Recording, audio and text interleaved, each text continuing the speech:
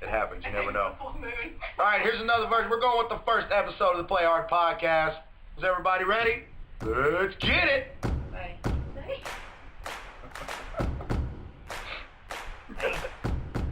What's up, everybody? This is the first episode of the Play Hard podcast. I'm your host, Dustin Holder. Alongside me is the one and only Stronast, Andrew Macho Giovanni. Say hello to everyone, Andy. What's up? Yeah, there we go. We got a crowd here today. We would introduce the other people in the room, but they're not important, let's be honest. I did notice, though, one thing. When I set my beer down on the coaster, it maxes out on the volume. Gotta watch that. So here we go. Thank you, Adam. I appreciate that. So do I talk up here, or what do I do with my other hand? Where do I put the microphone? Do I put it here? Do I put it there? I don't really know what to do. I don't really. Do I put my hands up here? Yeah, just keep them there, and then you open your mouth. And then you wave them from side to side? Yes. From side Like to you just side. don't care? Yeah. Nagi. Nagi. A little Friends reference. Nothing wrong with a Friends reference, ladies and gentlemen. Hi. This is the first episode again. This is some new shit we're trying here. We got a nice little ghetto rig set up here. I got one Radio Shack microphone, albeit a high quality Radio Shack microphone, sitting on a stand that is not made for said Radio Shack microphone, surrounded by numerous beer bottles that have all been consumed in the past 5 minutes. So we're well on our way to a hell of a fucking open podcast here, folks. We're going to cover a lot of things in this podcast in general, especially tonight. Tonight's going to be a sports-centric podcast. I have my fellow sports expert, Andrew Mastrogilani here. That voice. I didn't either, and I'm just going to keep doing it. So, nobody in the room liked that voice. Sound like a pedophile. You little do I say, Adam, you want a Snickers? And I will say this. It's like Quagmire. We will make sure. Clean up a little bit. Alright, we're going to go ahead and start off here. It's Friday, January 3rd. Tomorrow, we have the first round of NFC Wildcard games and AFC. First game tomorrow at 4:35 is Kansas City at Indianapolis. Let's see, you got Indy minus 1.5, and over-under's 46. What's your take on that, Andrew? Who would you take if you were betting on that one? That's a tough game. What do you think? It is a tough game. Last time they played, Indianapolis pretty much put a trouncing on KC. They're pretty equal teams. Andrew Luck, I would say, is a little better than Alex Smith, wouldn't you? Absolutely, but going back to that last matchup, I actually feel like Kansas City already knew that they were going to have a wild card seed, so they didn't really have anything to play for. They might as well, had that 5 seed locked up. Yeah.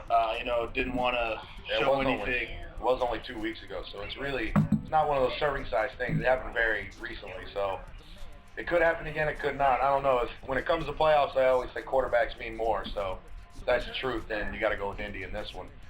Yeah, it's at home. It's indoors, too. So, obviously with the weather going up the northeast, there's nothing that's going to come into fact in that game. Yeah, Jamal Charles is probably going to have a big game on the turf. He's got speed to burn, you know what I'm saying?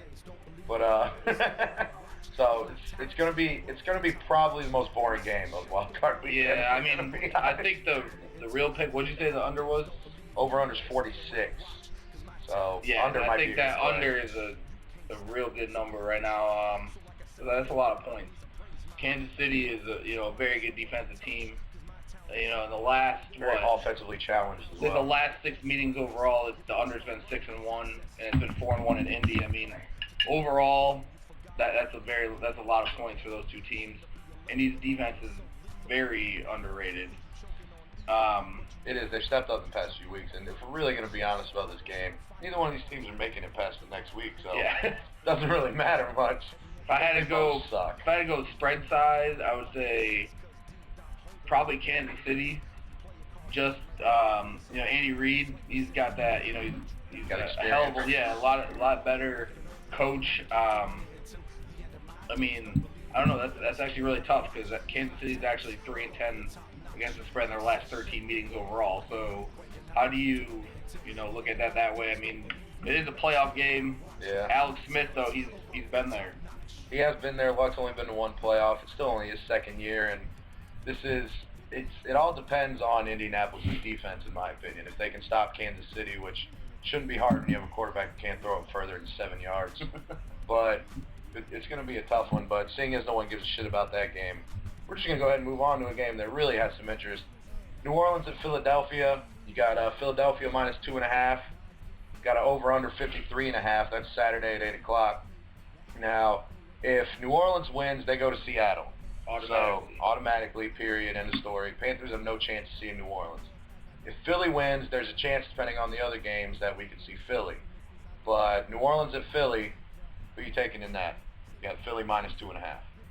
It's another tough one. You like the Philly playing at home. They're probably one of the second hottest teams, obviously behind Carolina. That's not being biased. That's the truth. I mean, they've won, I think 7 out of their last 8. Although there will be, and we might as well point out now, that when it comes to NFC and the almighty that is the Carolina Panthers, there will be some bias. But quite frankly, we don't give a shit. So when we talk about Lord Jesus Cam Newton, people might get offended.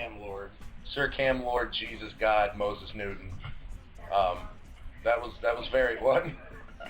that was a very long man. 7 pounds 6 ounce Cam Newton. He is the closest thing to Jesus we've seen since Michael Jordan. And Michael Jordan, of course, is the closest thing to Jesus we've seen since LeBron James. Since the J-Man himself. So that's going to cover the whole bias of the Panthers thing, but it doesn't matter because we haven't even gotten into. No, betting wise, I always keep it straight. I can't. I took Atlanta last week. I'm not gonna lie, I made a pretty penny off. Yeah. It's the 6 points. I thought that was a lot going into, so I'll be straight up with my picks. I'm not gonna put anything in there, but yeah, I mean overall that's still a tough game. New Orleans has struggled mightily on the road this year. They've been awful.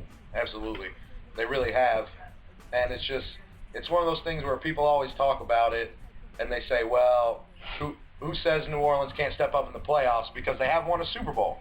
They have. But the only thing is, what is it? I don't know the exact number, but they're winless on the road in the playoffs as a franchise. Yeah, never so won a game. That never fails. If you had to take the line on that, who would you take? You got Philly? You know what? I would probably go New Orleans. I mean, it figures to be a close game. Yeah, I mean, I think the points aren't really going to be a factor. I mean, obviously, what's the line 2.5? Unless it's a 1 point game. Burps are going to happen, by the way. Sorry to interrupt that. That one was bad. It was very deep. Is that something that you cut out? It is, but this is going to be just. I was trying to be all it's going to be like just people chilling in this podcast, man. Legit sports talk will be interrupted by burps. All right, maybe some flatulence. You never know. So you're and that last start. So you're going to take New Orleans or Philly? No, I said what's the line? I think it's 2.5. Philly minus 2.5. I mean, I said the points probably aren't going to come into play. I think it's going to be more than a. It's over under 53.5, and it's going to be cold. So. Right. The under would be my pick.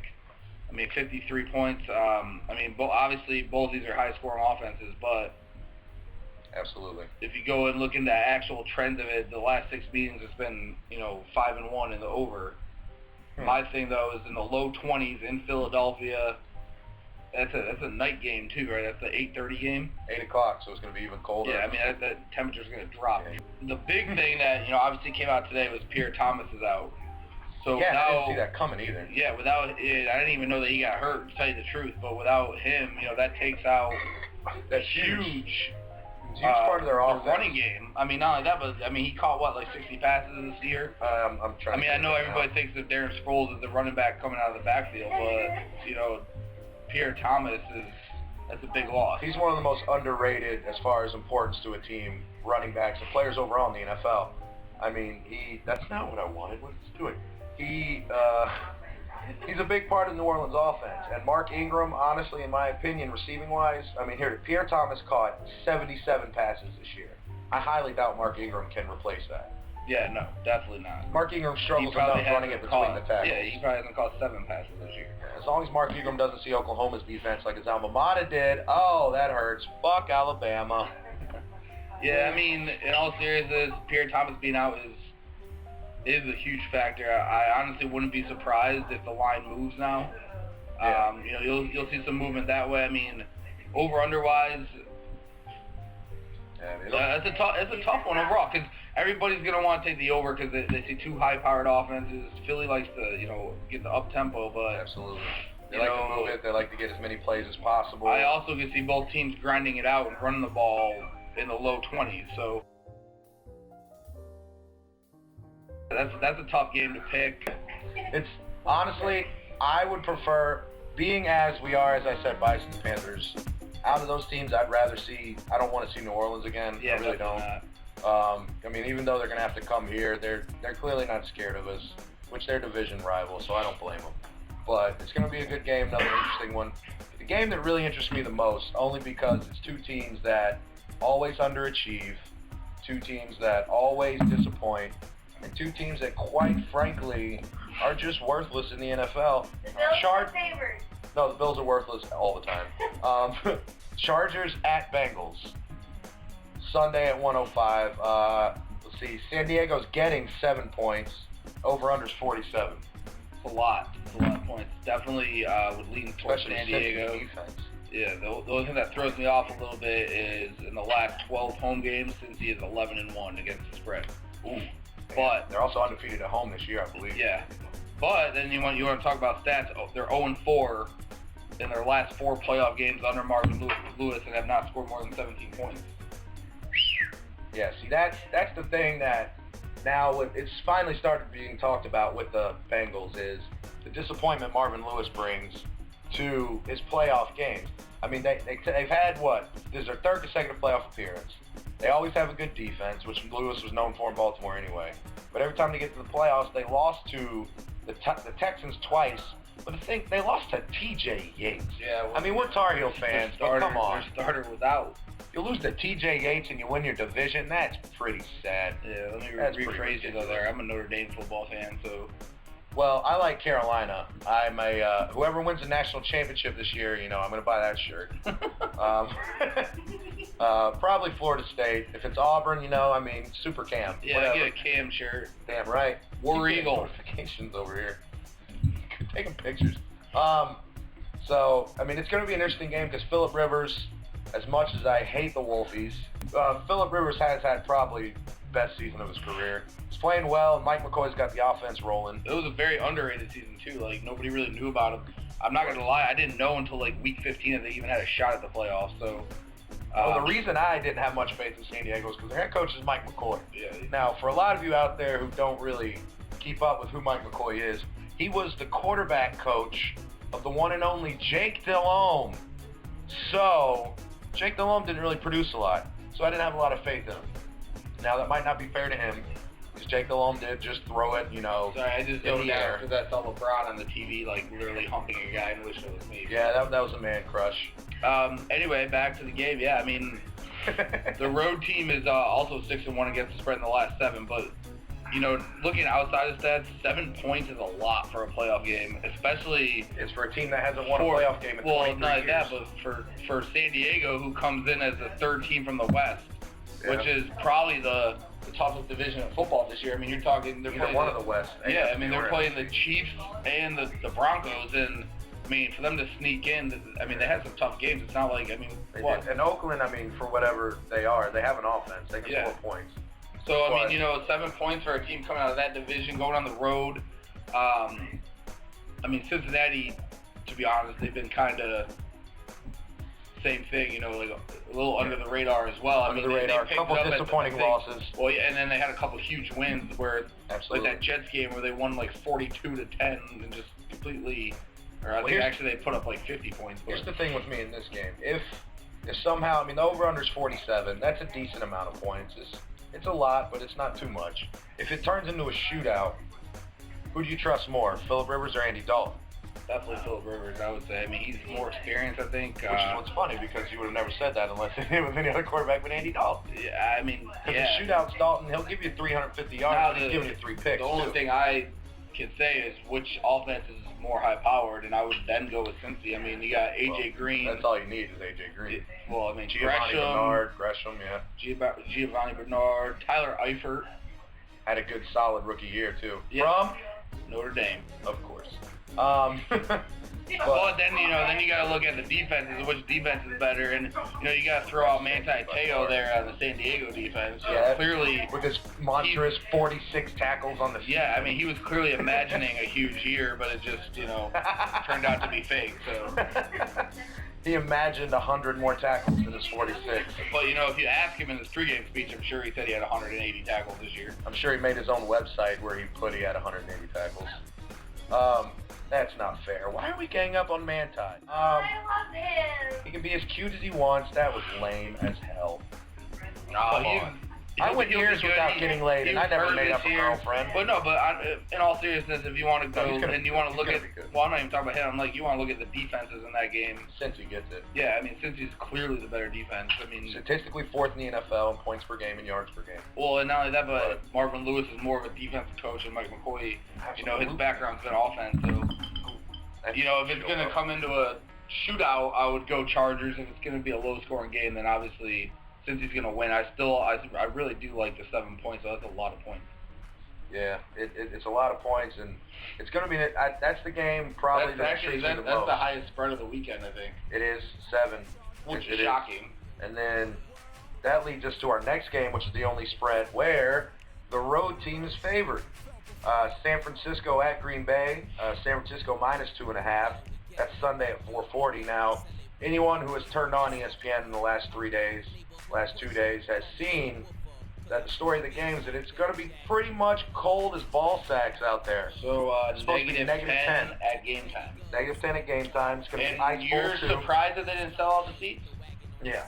I mean, what do you want to do? You want to go see the Packers play? Nah, it's going to be minus 10. Let's sit in the house. Let's go ice fishing instead, because it's not the same thing.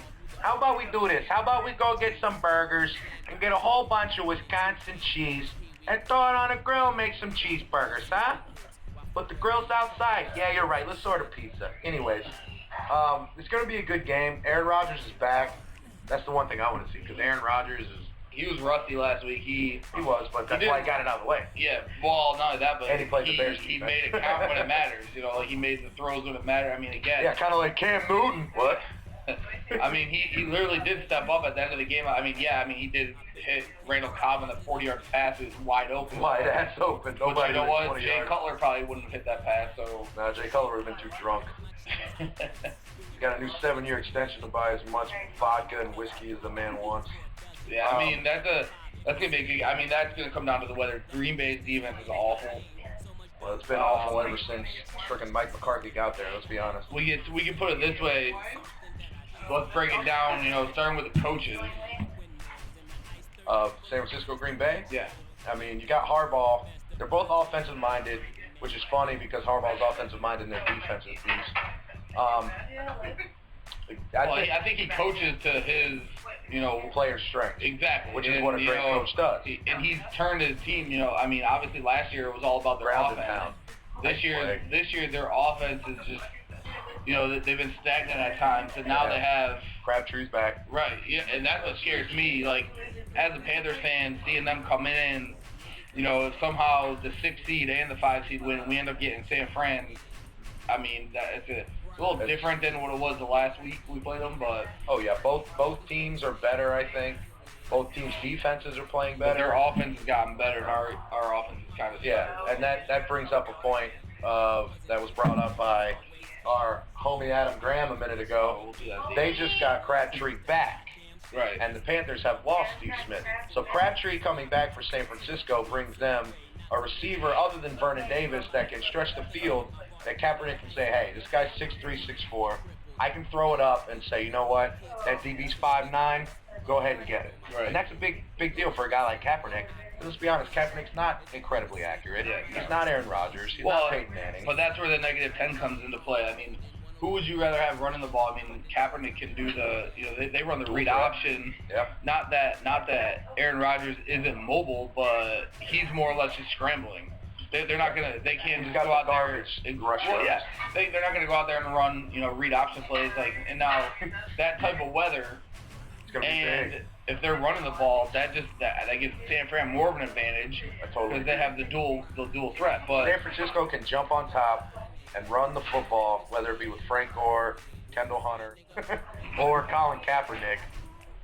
then I believe they can win the game.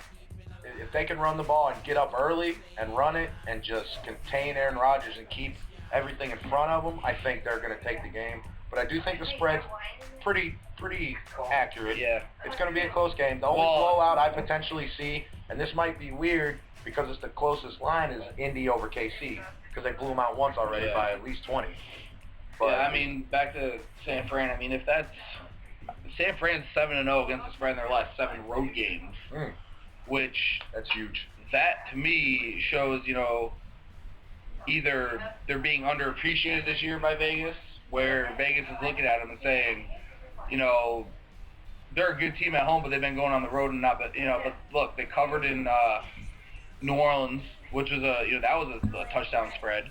And they had a stupid bullshit penalty too. It cost them the game. Yeah, but I mean, and then to go back to it, Green Bay is 0-5 against the spread in their last 5 home games. So now we're going home games against road games, and to me, that's when it starts to get a little crazy. Well, yeah, but none of that. But then add in the fact that, you know, this spread, I guarantee you, would be completely different if Aaron Rodgers wasn't just coming out of, you know, being injured and you know, missing those games. Now, he's only played 1 game. If he never got hurt and he ran through the season, this spread would probably be either a pick'em or I would say, you know, Green Bay favored by 1 or 2. Well, we also forgot the other big guy coming back for Green Bay. It's Randall Cobb, who caught the game with a touchdown.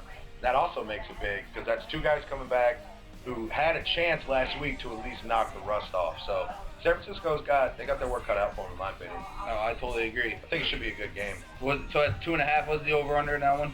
Over/under in that is 46.5. 46.5. That is touching the points or spread. Yeah, I mean, that's another one I probably would lean more towards San Fran. As a Panthers fan, I'd probably root for Green Bay. You know, a lot of people say they're scared of Green Bay coming here with Aaron Rodgers, but that doesn't faze me. With our defense, I wouldn't be too scared of anyone. I mean, so I'm more scared of San Fran having revenge on their mind and coming in. Exactly. Going back though, what did you say? Sorry, over under 45? 46.5. 46. San Fran at Grinberg.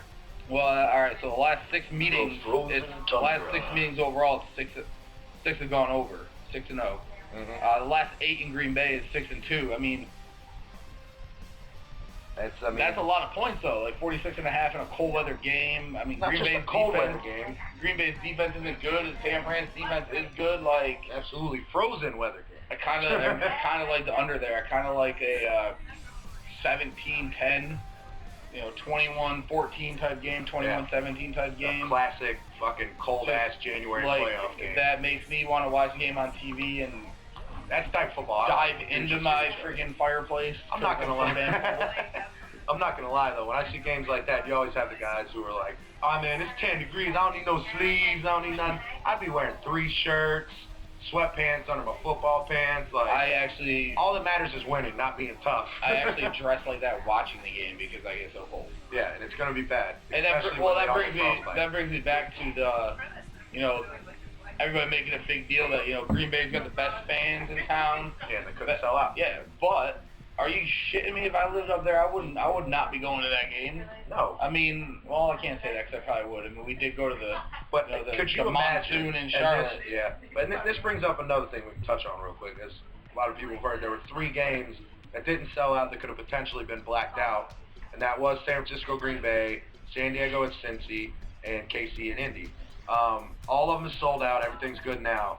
But in the instance of Green Bay, you can especially understand because of the temperature, because of how cold it is, and the fact that the at-home experience, you got heat, you got a couch, you got blankets, you can sit on some nice cushy couch instead of sitting in a rock-hard seat when it's negative 10 degrees, and you don't have to pay $8 for a beer. Yeah, you would just be sitting on a block. Especially because, yeah, I mean, that you would be cold. I mean, I think eventually you would have to give up.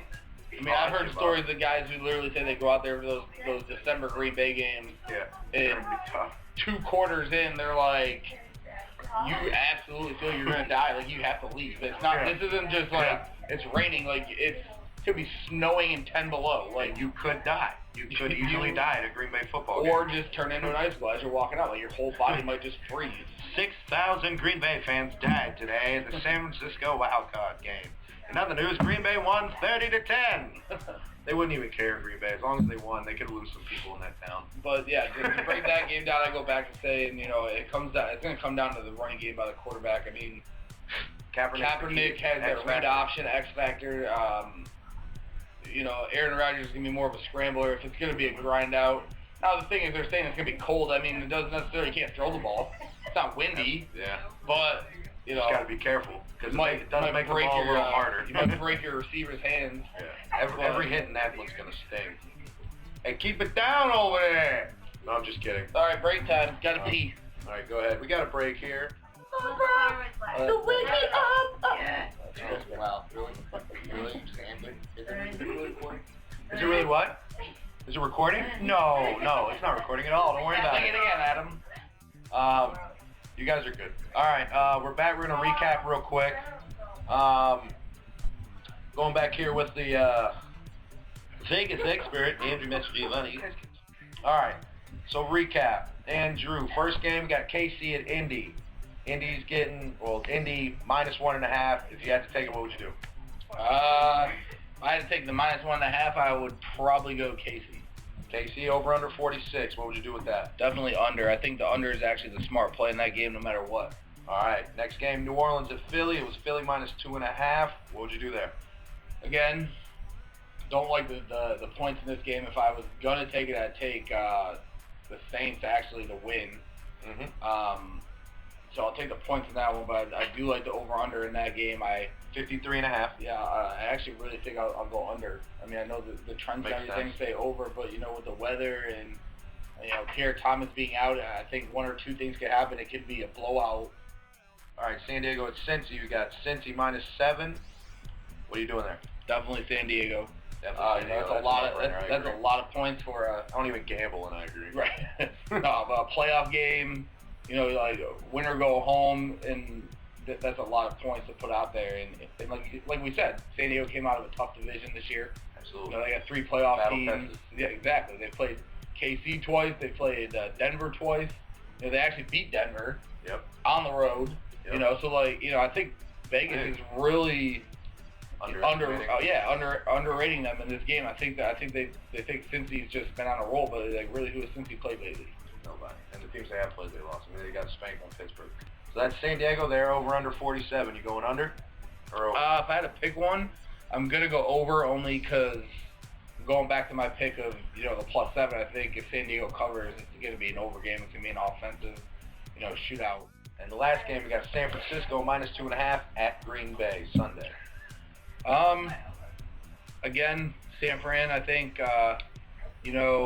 going on that side of things with San Fran being 7-0 in their last 7 road games and Green Bay being 0-5 against the spread in their last 5 home games, and Aaron Rodgers only playing the second game back.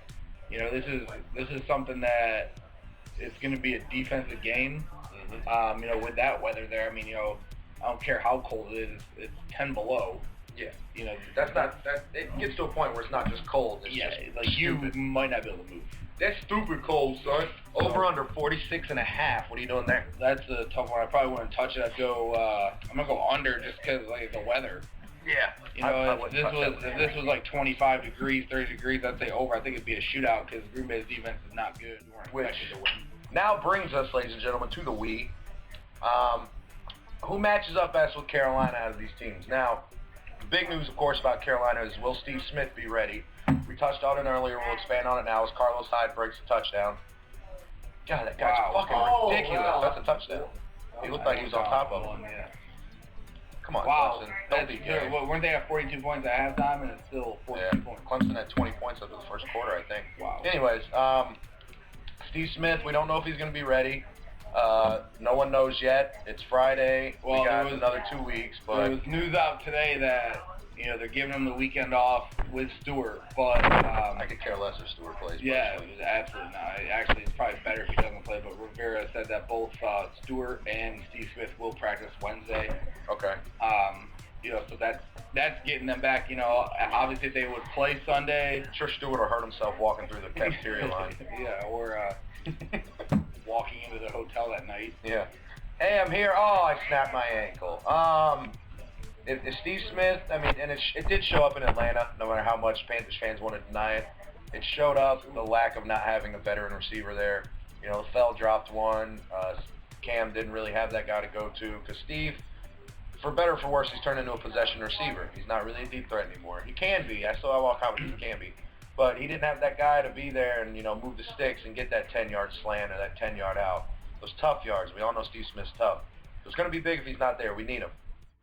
No, they're going to be all over Greg Olsen. He's been our biggest deep threat all year. Without Steve Smith, that's who's going to get the ball. Absolutely.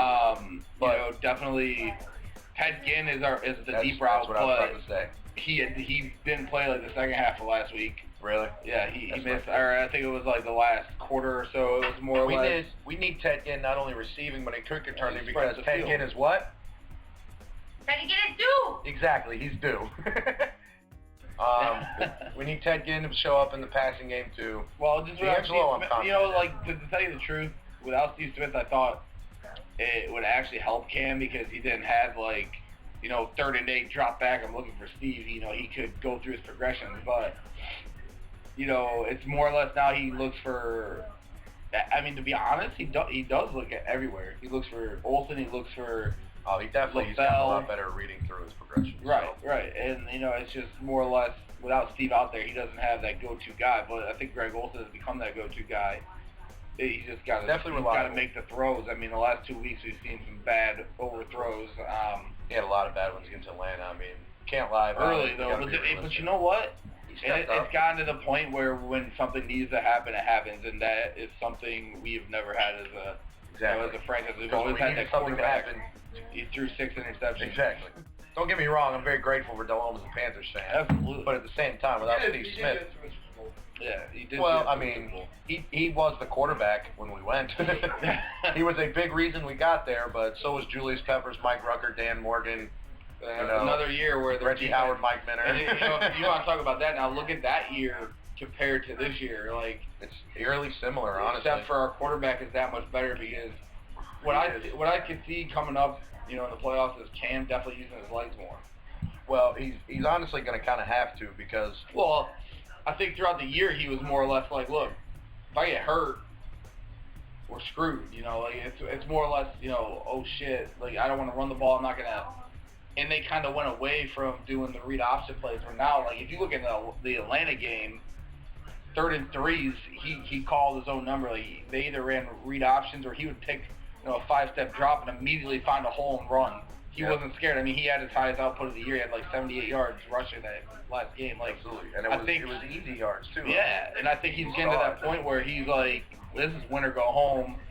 I'm going to run for that first down. I'm going to get that first down. I'm going to go that extra mile. I mean, but again, he had a rough first quarter against Atlanta. Other than that, he played well. Yep. And that goes back to New Orleans where he had 3.5 quarters of God only knows where the hell he was throwing the ball to. And then that last drive, probably 3 of the best passes I've seen this year. Season.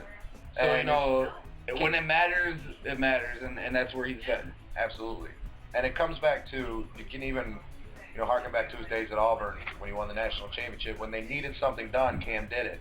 And he's going to have to be that guy this year because as much as I love all my weapons, Smith, Olsen, LaFell, Ginn, D'Angelo, even Tolbert, Cam Newton's still been the guy that we needed to play. He's made it. And he can do it with his arm, he can do it with his legs, and he's going to have to do it in the playoffs. That's going to be big. Which brings us to who is he going to do it against? Now, out of the 3 possible teams we could play, we have no chance of playing New Orleans in the first game. Go to Seattle. No matter what, 6th seed. We could play San Francisco, Philly, or Green Bay. So, San Francisco, we'll address them first. We already beat them once. Both defenses are good, 2 young QBs. In my opinion, that game's going to have to come down just like it did in the last week. Which defense holds who, and Cap or Cam, who's going to play better? Yeah, no, I agree. I mean, I think the big thing there is we went out to, you know, San Fran, and like I said that night after we won, we shocked the world. Nobody thought we were going to win that game. Hell no. You know, I mean, we had friends sitting next to us saying, you have no shot like this. You know, this is where your season takes that turn, and you know what, he was right, but on the opposite side of it, like, the turn that's upward. Oh, what a catch, Sammy Watkins. No God, that boy can play. Sorry, we got live sports going on here, because that's how we fucking do it over here. Huh? How did we get screwed with that schedule of, you know, Seattle opening week, San Fran after a bye week, New England after a bye week, And those were two big games. Yeah. And we caught them both after bye weeks. And you know what? We won. So. Well, that's because we're the Panthers. We're the best team ever. Yeah, let's not get off topic. I don't even remember what we were talking about. Yeah, we were talking about the San Francisco matchup, which, I mean, like we said when we talked about San Francisco earlier, it has to be the same thing. Cam and Cap both have to play well for their teams to win. I personally think our defense is better only because we have a better pass rush. They're better in the secondary, maybe, but it's not by a lot. But we did already beat them once, but if we play them again, we would have to be ready to absolutely throw down. Because Crabtree's back. They didn't have Crabtree when we played them, and all of our cornerbacks are like 5'6". So yeah, I mean Munderland's 5'9". He's our best. Looking at that matchup, the one thing, you know, we can play it the exact same way we did out there. It's gonna be a defensive battle again. I feel like, and at least we get him in our house. Well, not that, but practicing against Cam every week. You know, those teams look at that. A better preparation for Cap. Exactly. And likewise for them, though. And I feel and that's why the last game ended up 10-9. It was two teams that mirror each other, have great defenses, and you know, it comes down to the point of who's gonna get that field goal. Graham Gano hits the 53-yarder that wins, you know, basically won it, but you know, he also missed one earlier that game. Yep. Seattle's ready. San Francisco, Carolina, Seattle are all similar teams, all defensively heavy, quarterbacks who don't make mistakes.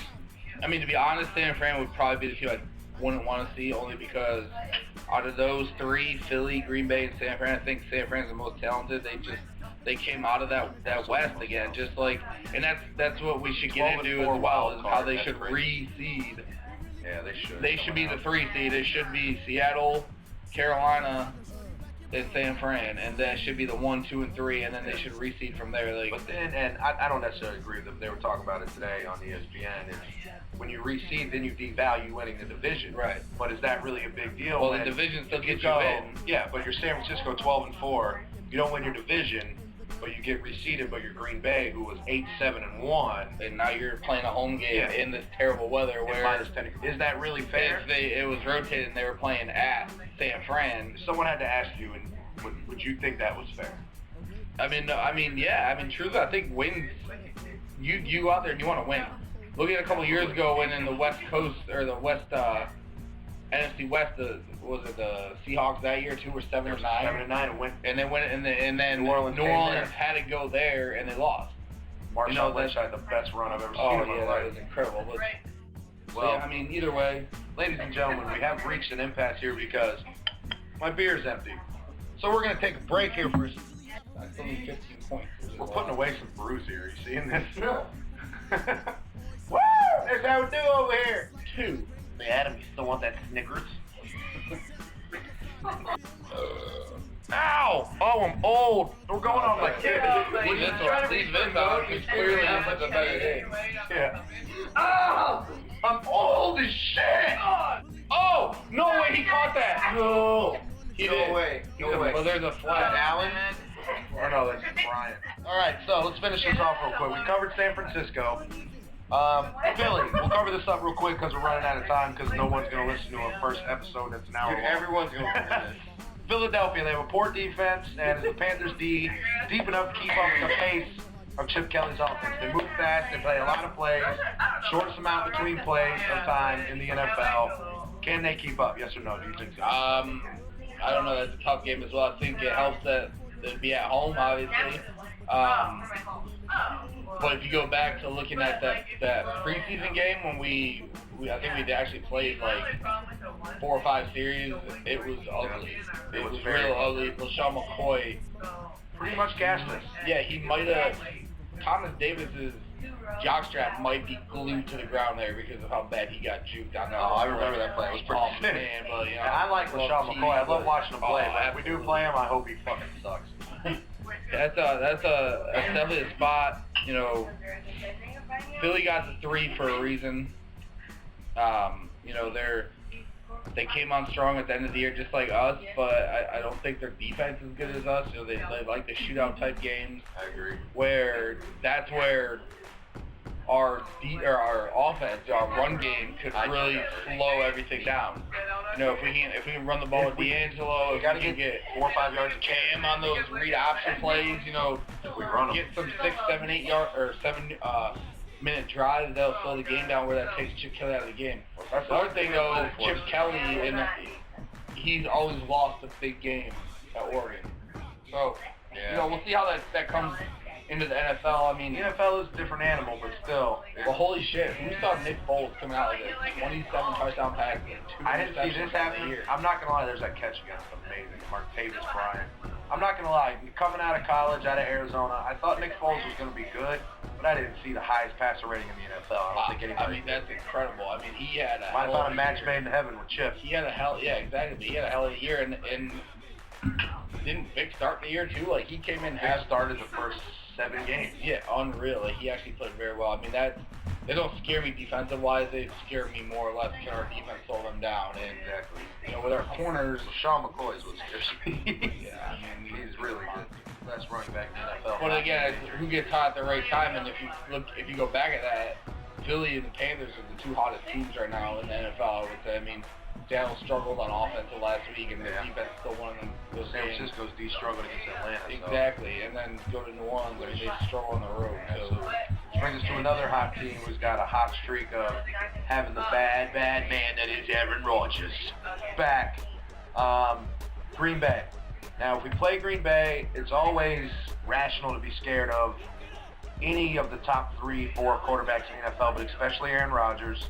Like we talked about earlier, him and Randall Cobb had a week to knock off the rust against the Bears, albeit not his defense near as good as ours. But Aaron Rodgers can throw darts. He Wait, can do the what he Bears wants have on a the football defense? field. Yeah, right? I thought they just threw out the fucking local high school team. It's rational to be scared of Aaron Rodgers. Now, I have confidence in our defense. I think we can move the ball against them, whether it's passing or running, as long as Cam makes the right decisions. I'm not worried about offense as much as can we match up with Jordy Nelson, Randall Cobb. Can we stop Eddie Lacy's big fat ass? I mean, it comes down to if Green Bay rolls San Fran, then I think it comes a little bit of an issue because now they got confidence, now they got their quarterback back, now they're on a roll. But if it's a tough physical game, that's what we want, to be honest. In that game, if we're going to end up playing San Fran or Green Bay, we want that to be a physical game. We want them to come into Carolina beat up. To go back to San Fran, it actually helps us because not only does San Fran come to Green Bay, they then would go home. Well, and they play Sunday too. They play the late game Sunday, so they play at 4:30 Sunday. They then would have to go back to San Fran, get ready for the Panthers, then fly back to the East Coast and play basically a 10 a.m. game on their schedule. So, which that would be nice. Yeah, which helps us a lot. But who do you want to see? San Fran, Philly, or Green Bay? Green Bay. Defense is suspect. Defense suspect, O-line suspect. And you can control their offense. I mean, with Aaron Rodgers, without Aaron Rodgers, I mean, you know what you're getting. Because Matt Flynn, at the end of the day, he's no Aaron Rodgers, but they run the same. They don't change their offense. This was the first podcast. I'm pretty sure it went well. How do you feel about it, Eddie? It was well. It was well. There's a lot of chicas in the background. Yeah. Swear words. Now what happens here when you get women in the room? Women just talk with their iPad, and then they give you funny looks because they think that you're yelling at them. And they're drinking wine out of coffee mugs. But really, now that's the real problem. When you're drinking wine out of coffee mugs, that's how you know that either A, you're a wino, or B, the person's house you're at is poor and doesn't drink wine. So, that being said, their glasses are not only have wine in them, but they're full to the very fucking top, people. You can't see them, but they're full to the top. These chicks are going all fucking out tonight, folks, and I love it. The curse words are going to happen because we curse, let's be honest. But I want you to come back. Let's be honest. Yes, Jersey Shore was just quoted. Deal with it. Deal with it. We're going to quote Jersey Shore. Exactly. This is the end of the first podcast. I got to pee and get a new beer. Find something to eat here. Come back and see us, or listen to us. Don't see us, whatever. We're not that famous yet. If you want to see us, email us at adamgraham@yahoo.com. Yeah, email us at, that might really be his email. I think it's Grambles. Grambles@yahoo.com. With a Z. Everyone email Adam Graham. With your pictures of what you look like. Thank you for joining us. We're going to have a lot of other stuff on this podcast, sports, social commentary, shit going on in the world. We're going to be back here in a couple days. We're going to be back. Thanks for joining us. Bye! East up choice. Drop that there.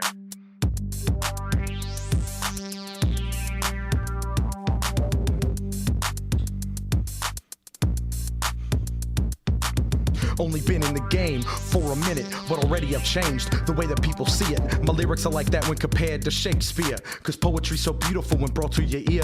Cause all my lyrics, they shake the world's landscape, and I'ma keep shaking people and doing it just for shit's sake. My works are that of a lyrical mastermind, a genius at work, similar to Einstein. Cause like Pac said, it's a game to be played, and I'm playing it right until the end of my days. Diamonds are forever, so it's legendary status. I've worked my way up, and soon I'll be at it. But fuck the team, cause it's all about myself. If you got a problem, call my agent Drew Rosenhaus. I work my ass off to get where I am now. If you try and stop me, last thing you hear is pow pow. Excess shake the world like an earthquake, and I'ma keep doing it until the end of my days. Don't believe me? Better stay around and watch, cause my talents are of the top notch. Excess shake the world like an earthquake, and I'ma keep doing it until the end of my days. Don't believe me? Better stay around and watch.